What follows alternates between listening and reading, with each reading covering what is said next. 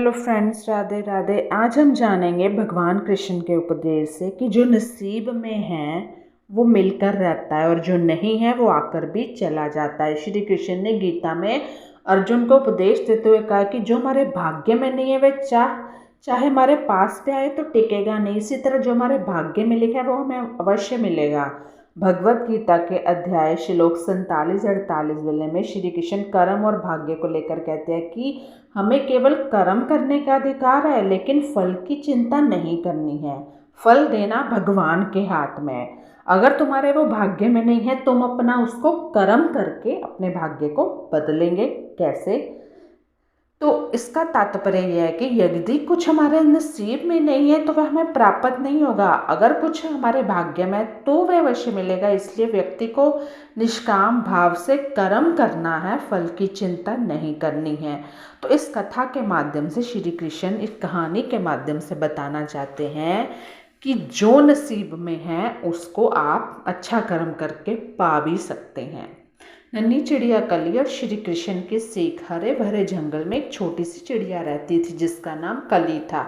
उसके पंख सुनहरे रंग के थे और उसकी चहचहाहट इतनी मीठी थी कि जंगल के सभी जानवर उसे सुनकर खुश तो होते थे। लेकिन कली को एक बात हमेशा परेशान करती थी कि वह बहुत छोटी है और ज़्यादा ऊंचाई तक उड़ नहीं सकती थी। लेकिन उसके मन की इच्छा थी कि वो भी बाकी पक्षियों की तरह आसमान में उड़े। जब वह बड़े पक्षियों को आसमान में ऊंचा उड़ते देखती थी तो उसका मन बहुत उदास होता था। आपको एक बात बताऊं, जब हम किसी को सफल देखते हैं, अच्छा देखते हैं, वो आगे बढ़ रहा है, तो मन में जो भावना आती है, लोग उसको बोलते हैं जेलस, लेकिन मैं उसको बोलती हूँ कि वो भावना आती है ताकि हम दूसरे से प्रेरणा ले सकें आगे बढ़ने की, है ना। तो वो प्रेरणा सब में होनी चाहिए। काश मैं उतनी ही ऊंची उड़ सकती, चिड़िया बोलती। वह अक्सर सोचती। कली की चिंता। एक दिन जंगल के सारे पक्षी एक सभा में इकट्ठा हुए। वहां एक गरुड़ पक्षी भी आया था जो बहुत ऊंचाई तक उड़ सकता था।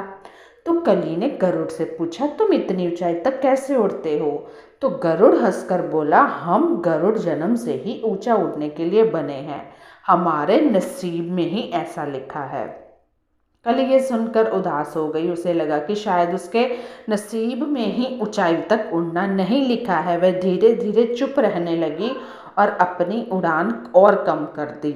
मतलब जब उसको सामने वाले ने, गरुड़ ने बताया कि उसके नसीब में लिखा है, तो वो उदास हो गई कि शायद मेरे नसीब में नहीं लिखा।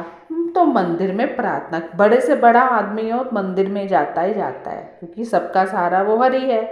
एक दिन कली उड़ते उड़ते जंगल के किनारे स्थित एक मंदिर के पास गई। वहां उसने देखा कि लोग भगवान श्री कृष्ण की पूजा कर रहे हैं, भजन गा रहे हैं।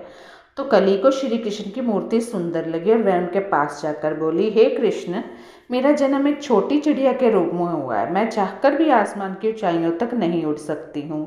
क्या मेरा नसीब मुझे कभी ऊंचा उड़ने नहीं देगा?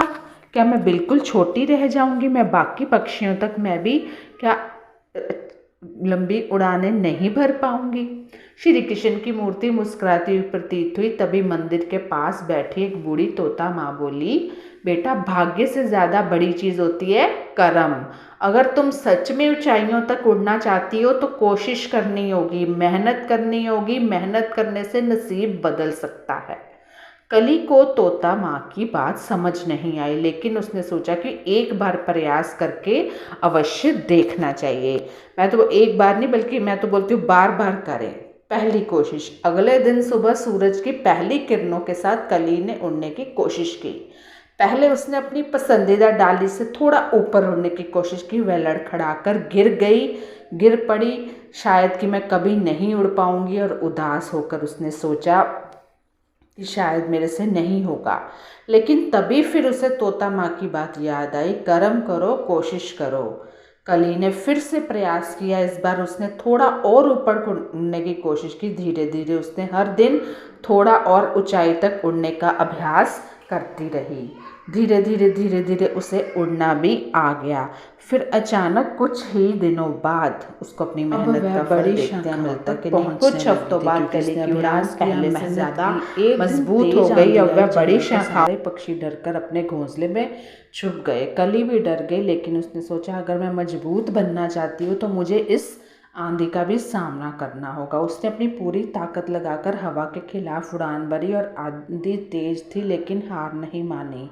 वह धीरे धीरे ऊपर उड़ने लगी। जब आंधी शांत हुई तो कली ने खुद को सबसे ऊंची चोटी पर बैठे हुए पाया। तो उसने नीचे देखा और आने से सोचा कि मैंने सोचा था कि मैं ऊंचाई तक नहीं उड़ सकती, लेकिन मैंने कर दिखाया। तभी वहाँ पे कृष्ण जी का आशीर्वाद, यानी कि उस समय मंदिर से श्री कृष्ण की बांसुरी की मधुर ध्वनि आई, जैसे वह कह रहे हो कि जो प्रयास करता है उसका नसीब खुद बदल जाता है, जो कर्म करता है। उस दिन के बाद कली जंगल की सबसे ऊंचाइयों तक उड़ने वाली चिड़िया बन गई।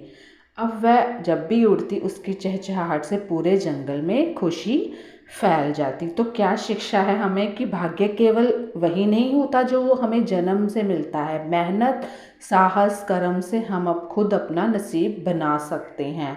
अच्छे कर्म करे, जो खुद पर विश्वास रखता है उसकी उड़ान कोई भी नहीं रोक सकता। दुनिया जेलस जरूर करती है बट आपको खुद ऊंचा उठना है। तो कैसी लगी ये वीडियो ज़रूर